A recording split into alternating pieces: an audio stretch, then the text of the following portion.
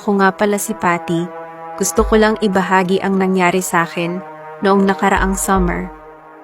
Hindi ito katang-isip, pero sana nga ganun na lang. Hanggang ngayon, hindi pa rin ako makarecover, pisikal at emosyonal. Simulan natin sa umpisa. So ayun na nga, summer break namin, kaya naman nag-decide ako na magbakasyon. Grabe ang pagod ko sa school, kaya balak kong magpahinga sa bahay ng pinsan kong si Ella sa may tabing dagat. Buntis siya noon at nasa ibang bansa ang asawa niya for work ng 2 buwan. Sabi ko, tamang-tama, makakatulong ako at makakapagpahinga rin. Close talaga kami ni Ella. Best friend ko siya simula bata pa kami. Mas matanda siya ng 4 na taon, pero never naging issue yon. Sleepovers, chikahan, kulitan, lahat yan, kasama ko siya. Kaya excited talaga akong dun magbakasyon. Noong unang mga linggo, ang saya. Inaayos namin ang baby room, kitang-kita ko yung saya niya sa pagdadalang tao. Booming nga siya eh, walang hilo, walang sakit, laging nakangiti. Pero isang gabi biglang nag-iba ang lahat. Galing ako sa date, medyo late na ako nakauwi, past midnight na. Pagdating nagulat pa ako kasi bukas lahat ng ilaw sa bahay. Yung TV sobrang lakas ng volume. Pagpasok ko nakita ko si Ella natutulog sa sofa. Ginising ko siya, nagulat siya at parang natakot. Noong makita niya na ako ang gumising sa kanya bigla siyang natawa. Sorry, natakot kasi ako, sabi niya. Narinig ko kasi may kumakatok sa bintana kanina nung nasa kwarto ako, kaya nagpanik ako. Binuksan ko lahat ng ilaw at nanood ng TV, nakatulog pala ako. Napangiti na lang ako. Ganun naman talaga siya, madaling matakot. Sabi ko, sasamahan ko siyang matulog para hindi na siya kabahan. Pero nung gabing yon, narinig ko rin yung katok na sinasabi niya. Sinilip ko si Ella, tulog na. Akala ko guni-guni ko lang, pero palakas ng palakas. At hindi yun galing sa bintana, kundi sa bubong ng bahay. Kinabukasan, habang nagkakape ako at iniisip yung mga narinig ko kagabi, may napansin ako sa pader malapit sa pintuan. Parang may mga itim na nakapahid dun. Nung nilapitan ko ay naamoy ko agad. Dugo, sigurado ako. Kinabahan ako sa isipin na baka may nangyaring masama sa pinsan ko. Agad akong tumakbo paakyat para tingnan si Ella.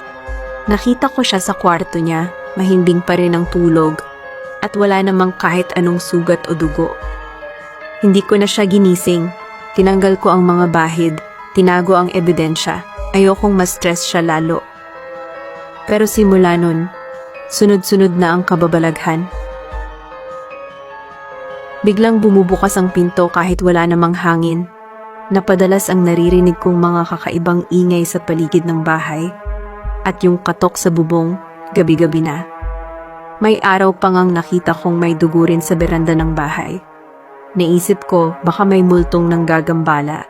Pero sa dami ng beses ko nang bumalik sa bahay na to, wala namang ganitong nangyayari noon. Nag-message na lang ako sa asawa ni Ella. Tinanong ko kung may ganitong kwento sa bahay nila. Ang reply niya, tawagan mo ako habang nasa shower si Ella. May kailangan akong sabihin. Tinawagan ko siya at agad siyang nagsalita, kabado. May kwento kasi dyan sa lugar namin, sabi niya. Tungkol sa aswang, ang tawag sa kanila tik-tik. Tik-tik? Oo, kumakain daw sila ng mga sanggol sa sinapupunan. Ang unang senyales daw na nasa paligid sila ay may maririnig kang sunod-sunod na katok mula sa bubong. Nambibiktima sila gamit ang dila nila na ibababa mula sa bubong. Matalas yun, kahit parang sinulid lang ang nipis. Ayun ang ginagamit nila para tusukin ang tiyan ng buntis. Pagkatapos ay sisipsipin ang sanggol at iiwan ang ina na wasak, tuguan at wala na ang bata. Natigilan ako.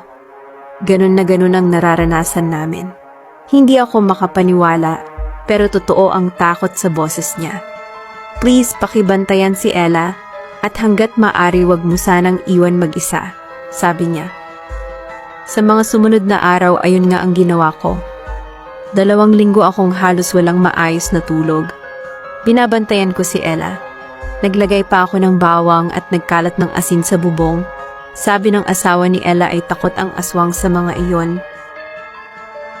Nagkunwari akong inaayos ang gutter para hindi mahalata ng pinsan ang ginawa ko. Tapos, isang araw, nanganak na si Ella. Maaga ng kaunti, pero healthy naman ang baby. Babae ito at pinangalanan niyang Amanda. Sabi ko sa sarili ko, tapos na ang bangungot, makakatulog na ako ng maayos. Pero nagkamali ako.